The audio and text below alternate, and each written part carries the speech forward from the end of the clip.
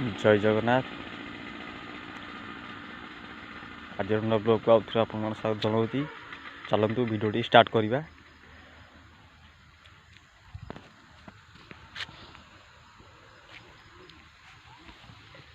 Hi guys, आपण देखी पारे केते सारा कुहुड़ी होती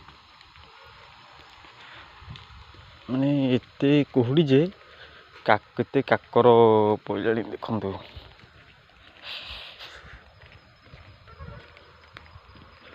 माने एमती काकर पड़ुची माने जे कि वर्षा भाया काकर। तो आपण मैंने देखी पारे गछ उपर काकर पड़ुची एते सारा कुहुड़ी। तो पवन भी टिके टिके होची आहुरी शीते जाउची। तो फ्रेंड्स आपण मैंने देखी पारे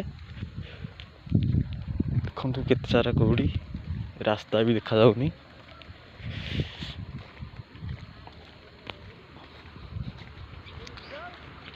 आपण मैंने देखी पारे केते सारा कुहुड़ी।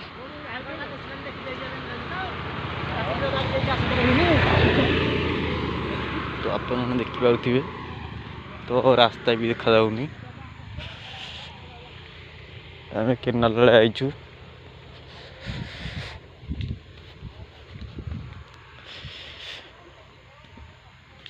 तो टाइम 7टा पर है तथापि कुहुड़ी कमुनी।